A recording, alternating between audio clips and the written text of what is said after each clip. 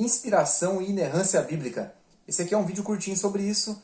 O meu nome é Lucas, esse aqui é o canal Mente Cristã e este é o quarto vídeo de uma série nossa sobre a revelação de Deus. Como esse vídeo vai ser bem curto, se você quiser alguma coisa um pouco mais profunda, deixa aqui nos comentários depois. Com certeza eu vou conferir o seu comentário e se a sua dúvida for legal, a gente provavelmente vai fazer um vídeo específico para te responder. Já deixa o like aí então, mas bora lá para o conteúdo do vídeo. Como esse vídeo é sobre a inspiração e a inerrância das escrituras, a primeira coisa que a gente tem que lembrar aqui é que desde o início dos tempos, Deus planejou com perfeição todo esse plano que a gente chama de redenção. Se você entende que Deus é onipotente, assim como a Bíblia fala, e que o pecado de Adão não pegou a Trindade de surpresa, então vai ser muito fácil para você presumir que a forma como Deus planejou também entregar a revelação dele seria infalível. E a mesma coisa a gente pode dizer sobre a preservação do texto. Mas essa questão da preservação do texto vai ficar para o próximo vídeo.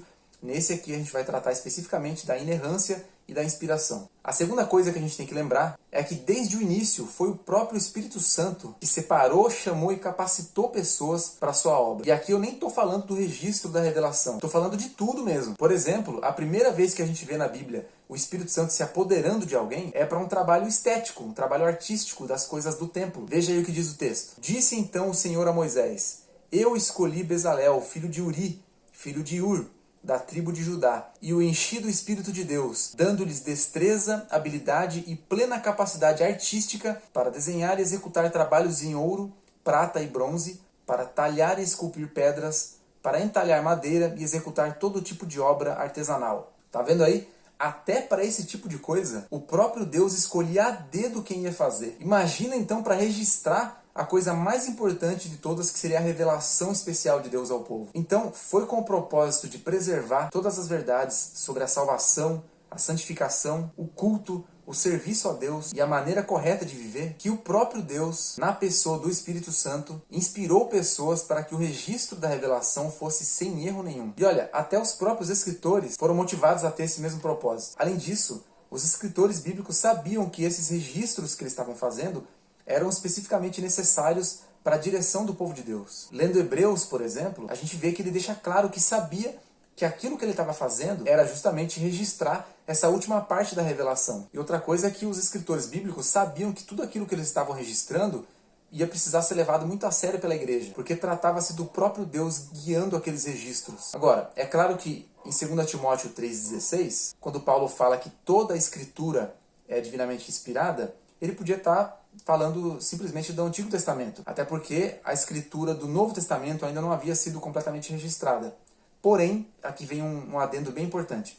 Essa segunda carta a Timóteo foi o último texto de Paulo, o último texto, ou seja, todas as outras cartas já haviam sido escritas antes. Além disso, os 3 primeiros evangelhos também já tinham sido escritos. E por que isso aqui é importante? Porque o próprio Paulo, na carta anterior a essa aí, em 1 Timóteo, ele vai chamar de escritura, um termo que era específico para a revelação de Deus.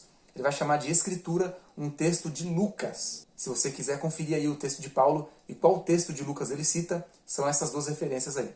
Agora, o mais importante aqui é o seguinte: nenhum dos textos do Novo Testamento foi escrito às escondidas. Todos os apóstolos, os demais líderes cristãos e as comunidades cristãs estavam cientes do que estava sendo registrado. Os escritores dos evangelhos eram conhecidos pelas comunidades cristãs tanto quanto Paulo era conhecido. Inclusive, eles não saíam de perto um do outro, como você pode conferir nessas passagens aí. E também, por exemplo, por que a gente chama de cartas ou de epístolas esses outros livros menores do Novo Testamento?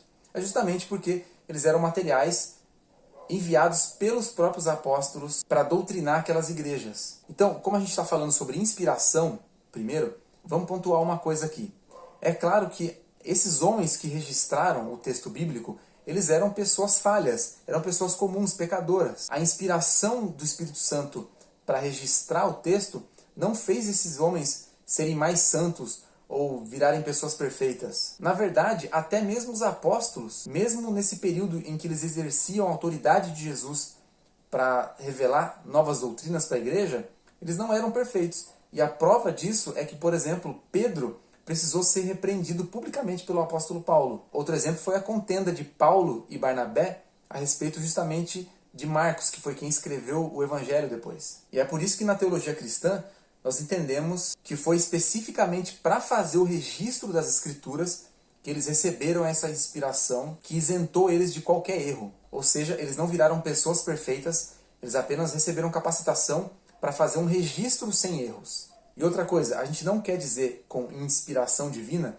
que os apóstolos ou os outros escritores bíblicos receberam as informações como se fosse uma psicografia ou alguma coisa assim. Todos os escritores bíblicos estavam plenamente conscientes enquanto faziam o registro. Uma prova disso é que cada autor bíblico escreveu de um jeito muito particular, usando as suas próprias expressões, a sua própria linguagem, o seu jeitinho de falar, que era a forma que cada um deles estava acostumado no seu dia a dia. E veja uma outra coisa interessante. O apóstolo Pedro, ele chega a citar em uma das suas cartas que ele tinha dificuldades para entender alguns textos difíceis do apóstolo Paulo. E esse texto aí de Pedro é interessante porque ele também ensina o seguinte, que apesar do texto bíblico ser inspirado, isso não significa que todo o texto bíblico seja fácil de entender. Na verdade, muitos textos bíblicos exigem muita paciência da gente, esforço, estudo, reflexão, e isso torna ainda mais importante aquelas passagens, aquele monte de passagens que chamam a gente para o estudo sério das Escrituras. Bom, mas com tudo isso ainda pode ficar uma pergunta. Quem garante para a gente que esse texto inspirado se manteve sem nenhuma adulteração por todos esses séculos? Quem garante que a gente pode confiar na Bíblia? E a resposta é o próximo vídeo, o último vídeo da nossa série.